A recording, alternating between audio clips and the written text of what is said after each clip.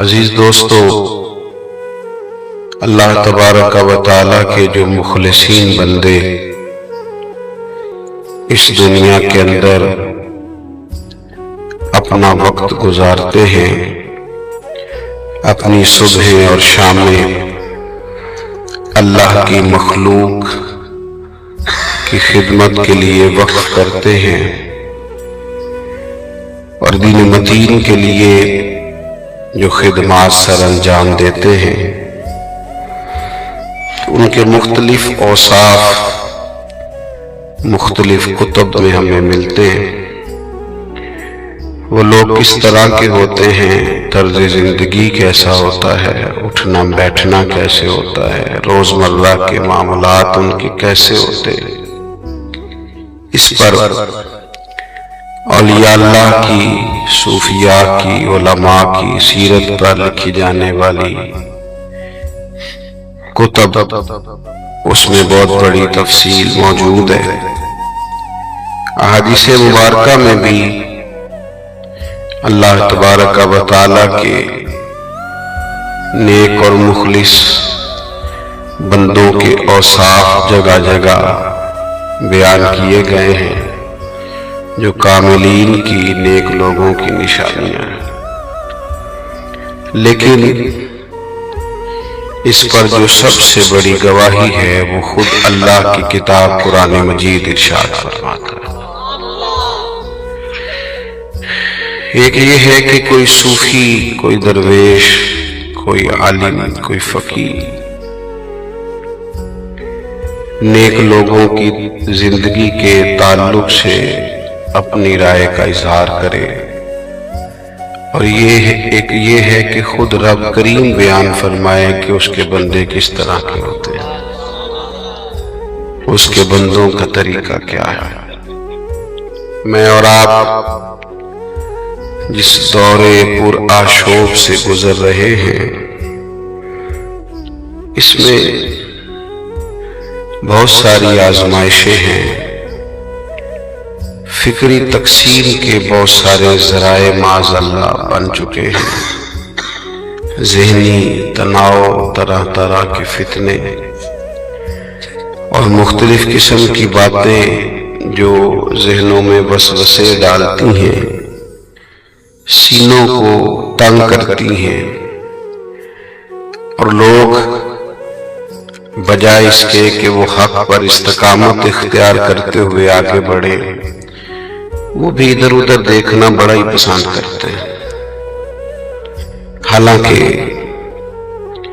بخاری مسلم میں حدیث موجود ہے، حضور فرماتے ہیں کہ قرب قیامت میں ایسے ایسے فتنے آئیں گے اور وہ ایسے جاذب نظر ہوں گے، خوشنما ہوں گے، کہ جو صرف ان کی طرف جھانکے گا وہ بھی فتنے میں مبتلا ہو جائے گا۔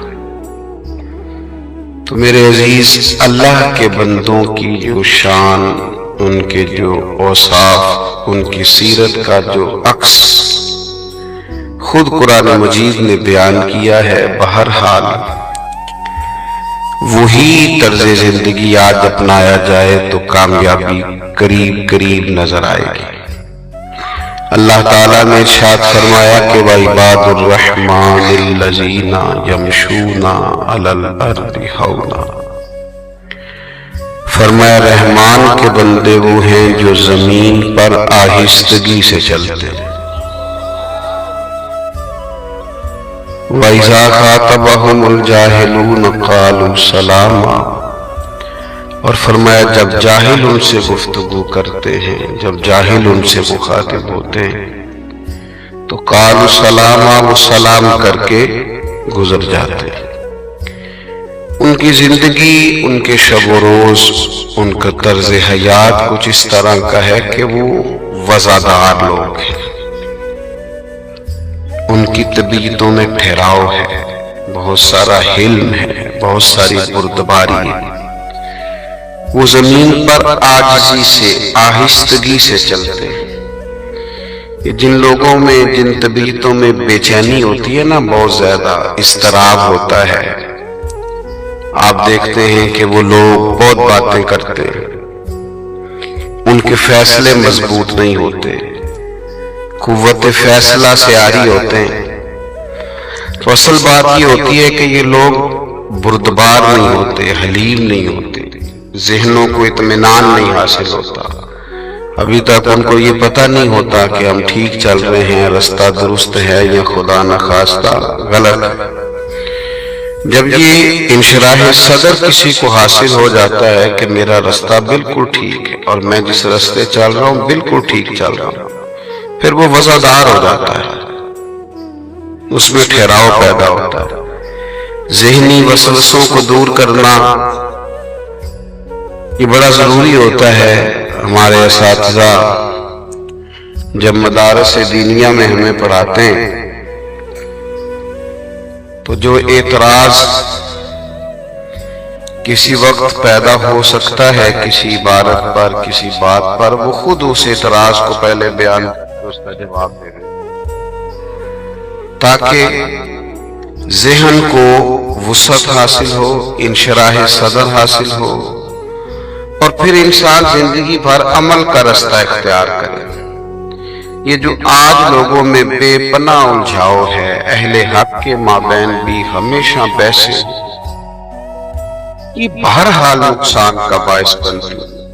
اور چلے علماء، فقہا، مناظرین احقاق حق کے لیے کبھی گفتگو کریں، اچھی بات ہے، لیکن ہماری طرح کی عوام وہ بھی اگر ہر وقت بحثیں کریں گے تو الجھ جائیں گے، نقصان کا باعث ہوگا۔ تو نہایت آہستگی کے ساتھ، نہایت وفاداری کے ساتھ، سارے لوگ ہمارے مخالف نہیں ہوتے، تو ہمارا ذہن بن جاتا ہے کہ میرا فلانا بھی خلاف ہے، میرے فلانا۔ آپ اتنے اہم نہیں ہیں بھائی، لوگوں کو اور بھی کافی کام ہے۔ آپ کا ذہن بن گیا ہے، آپ کام کریں، آپ توجہ سے اپنے رستے کا تعین کریں، اس پہ چل پڑیں۔ ذہن بن گیا ہے فلاں نے بھی دو باتیں کر دی، اس نے ایک پوسٹ کر دی، اور پھر آپ نے سارا وقت اس کو جواب دینے میں لگا دیا۔ آپ کے پاس اور بڑے کام تھے کرنے والے۔ کچھ ایسے جاہل بھی ہوتے ہیں جن کو صرف سلام کرنا ہوتا ہے، وہ اس قابل نہیں ہوتے کہ ان کی سطح پر اتر کر ان سے بات کی جائے۔ مشکات شریف میں حدیث موجود ہے، ایک صحابی نے بڑے درد کے ساتھ عرض کیا تھا کہ یا رسول اللہ صلی اللہ تعالی علیہ وسلم، کافر تو معاذ اللہ آپ کا نام بگاڑ بگاڑ کے لینے لگے۔ ان کا خیال یہ ہے کہ اگر ہم محمد بھی کہیں صلی اللہ تعالی علیہ وسلم، اس کا تو معنی ہی ہے جس کی بار بار تعریف کی جاتی ہے، اور ہم محمد بھی کہیں اور معاذ اللہ ثم معاذ اللہ تان و تشنیع بھی کریں، نقل کفر کفر نہ باشد۔ تو انہوں نے اس طرح کیا ہے کہ وہ آپ کا نام بگاڑ بگاڑ کے لیتے ہیں، اور کوئی کسی معاذ اللہ بگڑے ہوئے نام سے آپ پر تان و تشنیع کرتے ہیں تو محبوب فرمانے لگے یشتمیون مزمما ویلعنون مزمما وانا محمد صلی اللہ تعالی علیہ وسلم۔ فرمایا وہ کسی مزمم کو گالیاں دیتے ہوں گے، کسی مزمم کو برا بلا کہتے ہوں گے، وہ میں نہیں ہوں، میں تو محمد ہوں۔ ہماری نہیں بات ہو رہی، یہ وفاداری کی علامت۔ یہاں ہمارے ہاں یہ ماحول بن جاتا ہے کہ یعنی وہ دو لوگ پیچھے کھڑے ہیں، وہ بیچارے کوئی اپنی بات کر رہے ہیں اور میں مفت میں پریشان ہوں کہ میرے خلاف کر رہے ہیں۔ وہ بھائی وہ بیچارے مصروف ہیں، ان کو بڑے کام ہیں، زندگی بڑی بیزی ہے، بڑا سارا کام کرنے والا ہے، کام نہیں لوگ کرتے، ادھر ادھر الجھتے ہیں، اور پھر سارے معاشرے کو ساتھ لے کے چلنا، اور یہ کہ سب کی گڈ بک میں رہنا، یہ ویسے بھی ضروری نہیں۔ سارے ہی آپ کو ٹھیک کہیں، سارے ہی آپ کی تعریف کریں، کیوں جی؟ کیا ضرورت ہے اس کی؟ یہ تو ایک الجھاؤ ہے، سارے لوگ کہاں تعریفیں کرتے، سارے مسلمان ہو گئے دنیا، رب رسول کی تعریفیں سارے کرنے لگ گئے، تو آپ کو کیا شوق چڑھا ہے کہ مجھے سب کی گڈ بک میں رہنا ہے؟ کوئی حرج والی بات نہیں۔ اگر کسی وقت کوئی تنقید بھی کرتا ہے تو آپ اپنے آپ کو اتنا وراء الورا کیوں سمجھتے ہیں؟ بلکہ بزرگ تو فرماتے ہیں کہ اپنے مخالفین کی باتیں غور سے سننی چاہیے، دوستوں کی نہیں۔ مخالفین کی اس لیے کہ وہ تو آپ کی غلطی ڈھونڈ ڈھونڈ کے لائیں گے، آپ کو ٹھیک ہونے کا موقع دیں گے، وہ والی بات تو اپنے نے کرنی نہیں، تو آپ پر تنقید کرنے والا تو کئی دفعہ آپ کو مزید نکھرنے کا موقع دیتا ہے، مزید بہتر ہونے کا موقع دیتا ہے۔ آپ کے رستے تو جو عرض کر رہا ہوں اس پر غور فرمائیے، اللہ کے بندے وضاحت ہوتے ہیں، الجھاؤ نہیں۔ اور اگر کبھی کوئی جاہل الجھنا بھی چاہے تو وَإِذَا خَاطَبَهُمُ الْجَاهِلُونَ قَالُوا سَلَامًا، وہ جاہلوں سے الجھتے نہیں ہیں، سلام کر کے گزر جاتے ہیں۔ وہ درویش نے لکھا ہے، ایک دفعہ جنگل کے دو جانور گدھا اور گھوڑا آپس میں بحث کرنے لگے۔ گدھا کہتا تھا کہ آسمان کا رنگ کالا ہے، اور گھوڑا کہتا تھا نہیں نیلا ہے۔ تو اس پر گھنٹوں بحث ہوئی۔ یہ بحث مطلب لوگ کسی بھی بات پہ بحث شروع کر دیتے ہیں، مگر انہوں نے بھی گھنٹوں بحث کی۔ گدھا کہنے لگا آسمان کا رنگ کالا ہے، اور گھوڑا کہنے لگا نہیں نیلا ہے۔ دیر تک اس پر بحث ہوئی۔ جب وہ بحث جھگڑا بن گئی تو پھر طے یہ پایا کہ جنگل کا بادشاہ تو کہ شیر ہے، لہذا شیر سے فیصلہ کرا لیتے۔ دونوں شیر کے پاس گئے، شیر نے بات سنی دونوں کی اور کہا کہ گھوڑے کی بات ٹھیک ہے، آسمان کا رنگ نیلا ہی ہے، لیکن فیصلہ میرا یہ ہے کہ بات بھی گھوڑے کی ٹھیک ہے اور گھوڑے کو عمر قید کی سزا بھی ہے۔ تو گھوڑا سراپا احتجاج ہو گیا۔ اس نے کہا بادشاہ آپ کا فیصلہ تاریخ میں انوکھا فیصلہ ہے کہ جس کی بات درست ہے سزا بھی اسے ہی ہے۔ یعنی آپ اعتراف کر رہے ہیں کہ جو میں کہہ رہا تھا میری رائے میرا موقف درست ہے، اور آپ میرے لیے سزا کا اعلان کر رہے ہیں۔ تو شیر مسکرایا، اس نے کہا کہ ارے بیوقوف، سزا اس بات پر نہیں دے رہا کہ تیری بات غلط ہے کہ درست ہے، سزا تو اس بات پر دے رہا ہوں کہ تو نے گدھے سے بحث شروع کر دی۔ تجھے کسی نے بتایا نہیں یہ گدھا ہے، گدھوں سے بحث، اس بات پر تجھے سزا ہونی چاہیے کہ تو گدھے سے بحث کر رہا ہے، اور میں نے طے کیا ہے کہ تجھے عمر بھر جیل میں رکھا جائے، تجھے احساس ہو کہ تو ضائع کر رہا ہے اپنی زندگی گدھوں سے بحث کر۔ تو میرے عزیز یاد رکھیے گا، الجھاؤ نہیں۔ اگر آپ نے کوئی کام کرنا ہے، اگر زندگی میں کوئی آپ کا ٹارگٹ ہے، اگر آپ نے کسی ہدف کا تعین کر رکھا ہے، پھر آپ شور و غوغا نہ سنیں، پھر آپ آگے بڑھیں، پھر آپ جدوجہد کریں، پھر آپ اپنے سفر کو جاری رکھیں، پھر آپ کوششیں اور کاوشیں کریں، پھر آپ اپنے سفر کے لیے ذرا وقت پر نکل آئیں۔ میں آج ایک ڈیڑھ گھنٹہ زیادہ وقت، چونکہ دھند بڑی زیادہ تھی تو میں تھوڑا زیادہ وقت لے کے گھر سے نکلا ہوں، اس لیے کہ سارا شیڈول دن بھر کا اس کو لے کے چلنا ہے۔ جب آپ کا سفر دور ہو تو پھر ذرا صبح جلدی اٹھ جانا چاہیے، لیکن اگر آپ آرام کر رہے ہیں، آپ ایک دوسرے سے موسم پوچھ رہے ہیں، اگر آپ سوچ رہے ہیں اور آپ محکمہ موسمیات کو دیکھ رہے ہیں تو پھر تو آپ کمزور ہو جائیں گے۔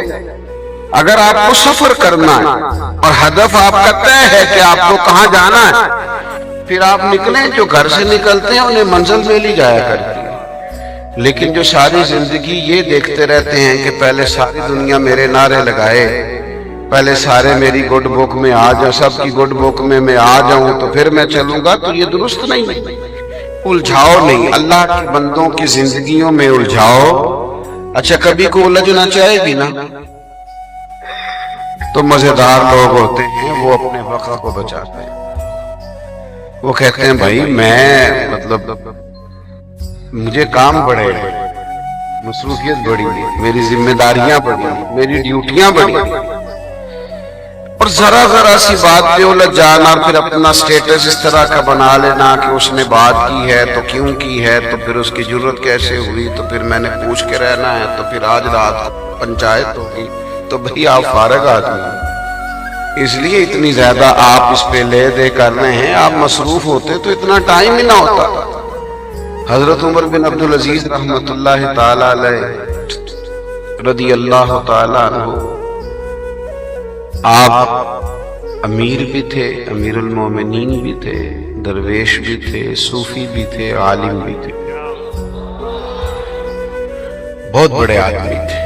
39 سال عمر پائی ہے انہوں نے کون، پوری 40 نہیں. کتنا کام کیا. ہمارے ہاں تو ابھی 30-35 سال کا بچہ بڑا ہی نہیں ہوتا، وہ کہتے ہیں ابھی تو بچہ ہے، کر لے گا. ابھی کیا عمر ہے، 39 سال عمر پائی. کیونکہ اپنی زندگی میں کوئی الجھاؤ نہیں رکھا. کام کرنا تھا تو وقت پہ کیا، ڈیوٹی کرنی تھی تو وقت پہ کی، چیزوں کا پہلے سے تعین کر رکھا تھا، بس اس ہدف کی طرف وقت پہ بڑھے.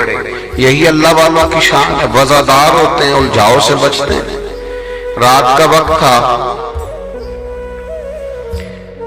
حضرت عمر بن عبدالعزیز رحمۃ اللہ علیہ نے ارادہ کیا کہ میں ذرا باہر نکل کے تو رعایا کے بارے میں معلومات کروں.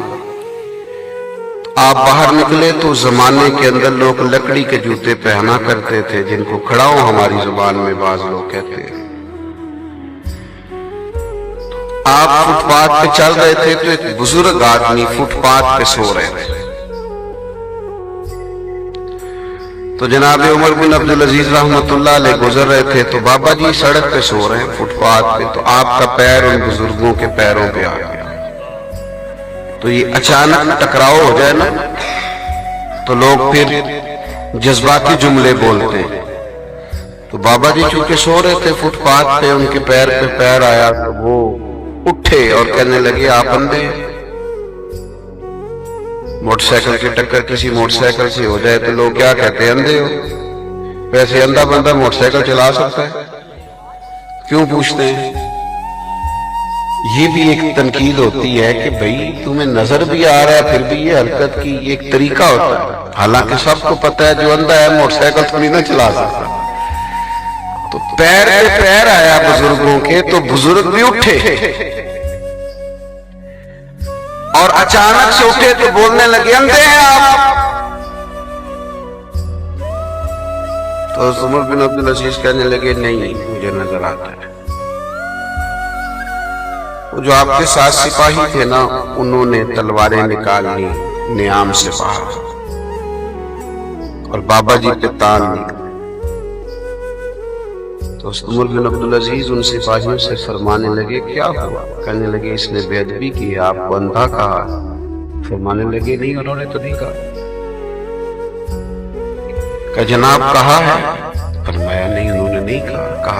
کہا ہے حضرت انہوں نے آپ کو اندھا. فرمانے لگے بابا جی تم سے باتیں کر رہے تھے مجھ سے کر رہے تھے. کہ نہیں گفتگو تو آپ سے کر رہے تھے. تو فرمانے لگے نہیں انہوں نے تو ایک سوال پوچھا ہے. انہوں نے تو پوچھا آپ اندھے تو نہیں. تو میں نے کہہ دیا نہیں مجھے نظر آتا ہے. اس میں جھگڑے والی کون سی بات ہے. جتن جتن تے ہر کوئی کھیڑے کدے ہارن بھی کھیڑ فقیرہ. چلو کدے ہی صحیح. جتن جتن تے ہر کوئی کھیڑے کدے ہارن بھی کھیڑ فقیرہ. او جتن دا مل کوڈی پیندائی ہارن دا مل ہیرا. چلو کبھی بندہ ہار بھی جائے، کبھی تھوڑا سا سٹیپ ڈاؤن بھی کرے، تھوڑا قدم پیچھے بھی ہٹائے. انہوں نے کہا بھی ایک سوال پوچھا ہے. انہوں نے کہا بندے تو نہیں. میں نے کہا نہیں مجھے نظر آتا ہے. جھگڑے والی کون سی بات. تو ہمارے ہاں لوگ جھگڑا کرتے ہیں، بحث کرتے ہیں، کہتے ہیں تو گل کر کے جائے گی ٹھیک ہے. تو ٹھیک ہے پھر آپ کا ارادہ جھگڑے والا تو اس کو بھی کوئی اتنے زیادہ کام نہیں، وہ بھی فارغ ہی، وہ بھی تیار ہے. وہ کہتے ہیں ٹھیک ہے حاضر ہوں میں. کرتے ہیں جھگڑا. وہ پھر بڑا طویل جاتا ہے، پھر وہ بات بڑی لمبی جاتی ہے. یہ وہ لوگ ہوتے ہیں جو مصروف نہیں ہوتے، جن کے پاس بہت وافر ٹائم ہوتا ہے. تو اللہ کے بندوں نے زندگیوں میں جو انقلاب برپا کیے اور جو خدمات سر انجام دی، اور سوسائٹی کے لیے، ملت کے لیے، عقیدے کے لیے، دین کے لیے، مسلک کے لیے جو لوگ کوئی کام کر گئے، اس طرح کر گئے کہ انہوں نے اہداف کا تعین کیا. اور اپنے آپ کو انہوں نے لاجانی، بے مقصد اور بیکار کاموں سے بچایا، بلا وجہ کا الجھاؤ، بلا وجہ کی ابحاث، بلا وجہ کی چیزوں سے اپنے آپ کو انہوں نے سائیڈ پہ رکھا، اور منظم جدوجہد کے ساتھ، منظم بے ترتیب نہیں۔ ہمارے ہاں آج جو لوگ کام کرتے ہیں وہ منظم نہیں کرتے، آدھے ادھورے کام کرتے ہیں، ہو جائے گا، کر لیں گے، دیکھی جائے گی۔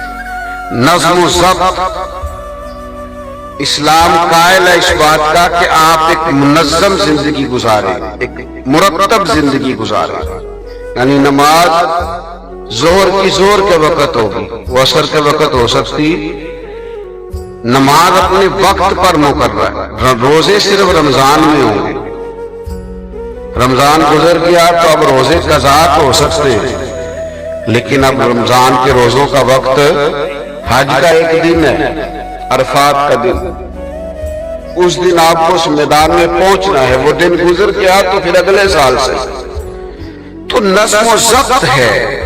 لیکن ہمارے ہاں بہت سارے لوگ ہیں، بالخصوص مجھ سے ناراض نہ ہوئیے گا، بعض دینی اور مذہبی لوگ اللہ ماشاءاللہ، وہ تو سارا کام ہی برکت پہ چلاتے ہیں، انشاءاللہ ہو جائے گا، دیکھی جائے گی۔ تو بھئی آپ نظم و ضبط سے، آپ اچھی منصوبہ بندی سے، بہترین منصوبہ سازی سے، اور تقاضوں کو نظر میں رکھتے ہوئے، جدید سوالات کے جوابات اپنے ذہن میں رکھتے ہوئے، آپ دیکھیں نا، اللہ تعالیٰ نے جس نبی کو بھی دنیا میں بھیجا اس دور کی زبان عطا کر کے بھیجا۔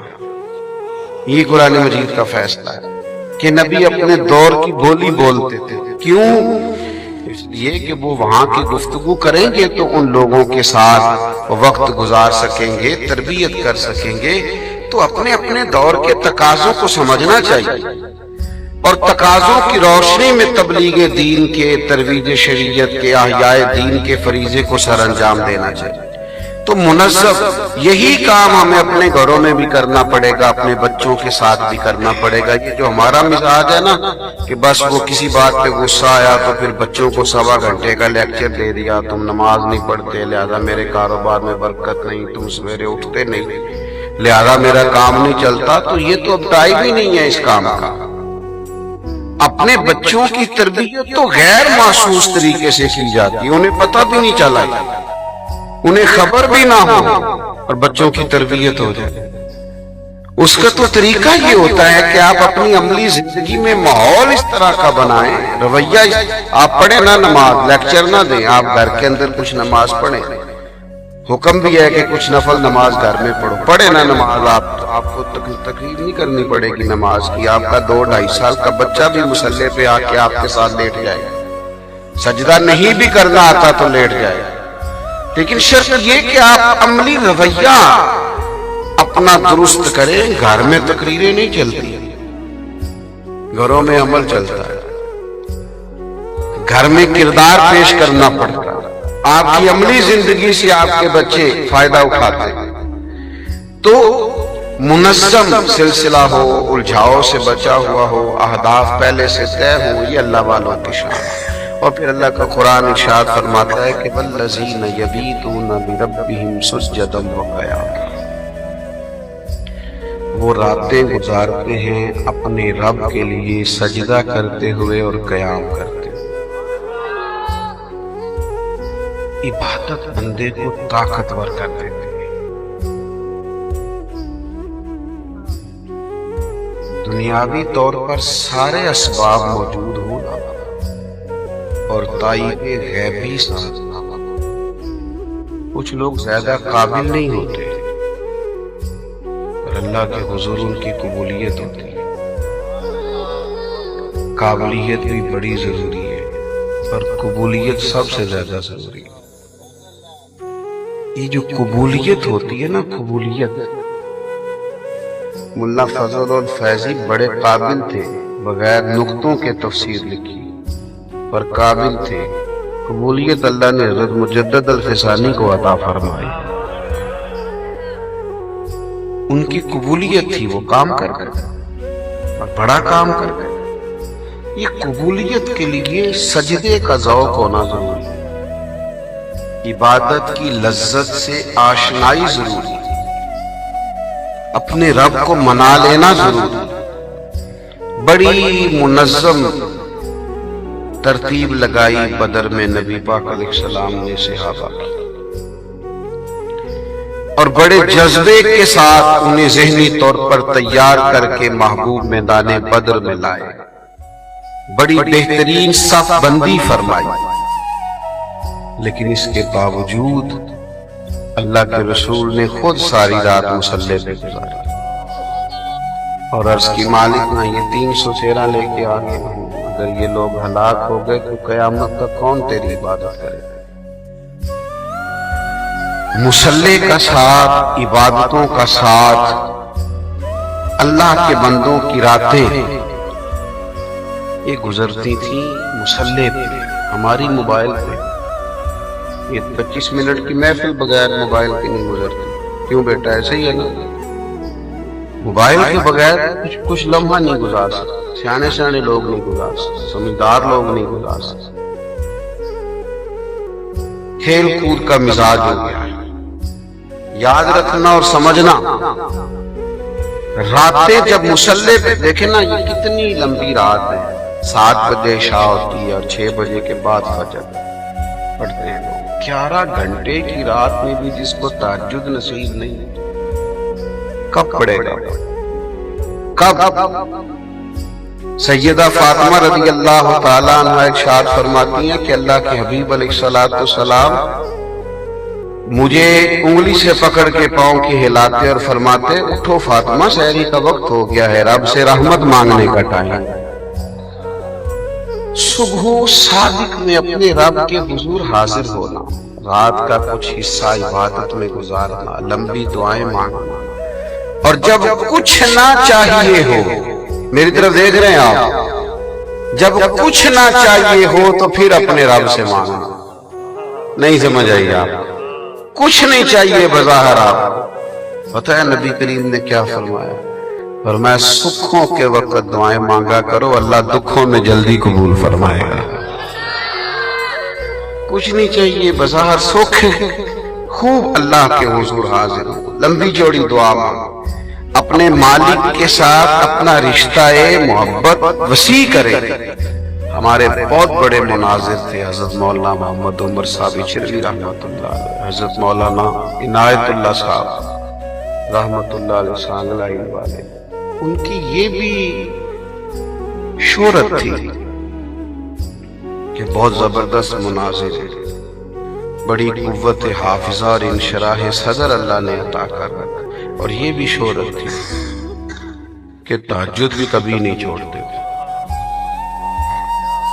احقاق حق کے لیے اپنے رب کریم سے مدد، اللہ تبارک و تعالیٰ کی رحمت کا اور کرم کا ساتھ بھی ہر وقت مانگتے۔ ان کی جس طرح لائبریریاں آباد تھیں، مدارس آباد تھے، خانقاہیں آباد تھیں، اور جس طرح درس و تدریس کی مسند آباد تھی، اسی طرح ان لوگوں کے مصلی بھی آباد تھے۔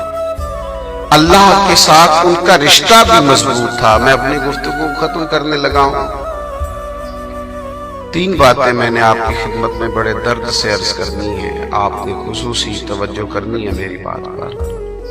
ایک تو یاد رکھیے گا، اچھی طرح سمجھ لیجئے گا کہ زندگی ضائع کرنے کے لیے نہیں، یہ بڑی قیمتی ہے، اس سے کوئی کام نہیں، اور کوئی بندہ دنیا میں ایسا نہیں جس میں اللہ نے کوئی نہ کوئی خوبی نہ رکھی۔ اپنی خوبی کو تلاش کریں اور ایک ہدف کا تعین کریں کہ میں نے یہ کام کرنا ہے، اس کے لیے ڈٹ جائیں، عملاً میدان میں اتر جائیں۔ اور دوسری گزارش یہ کہ اس ہدف کے لیے جد و جہد با مقصد قسم کی کریں، منظم قسم کی کریں، بے مقصد نہیں کریں۔ جب آپ با مقصد جد و جہد کریں گے، تقاضوں کے مطابق چلیں گے، تو آپ نفع پائیں گے، کام جلدی ہو جائے گا۔ اور تیسری آپ کی خدمت میں یہ گزارش عرض کی ہے کہ اپنے رب کریم کے حضور حاضر ہو کے اپنے مالک کی مدد طلب کریں۔ جن لوگوں کے ساتھ اللہ کی مدد ہوتی ہے وہ ہر میدان میں کامیاب ہوتے ہیں۔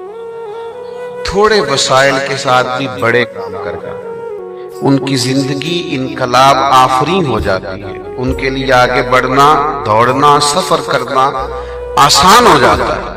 آج اس ادارے کا ہم نے سنگ بنیاد رکھا ہے، پھر ایک دفعہ اللہ کے حضور دعا کرتے ہیں، اللہ تبارک و تعالی کامیابیاں عطا فرمائے، کامرانیاں عطا فرمائے، اور ان بھائیوں کو انتہائی محبت اور خلوص کے ساتھ آگے بڑھنے کی اللہ توفیق عطا فرمائے۔ اور یہ بھی میری دعا ہے کہ اللہ تعالیٰ صاحب اس کے درجات میں بلندی فرمائے۔ آخر دعوانا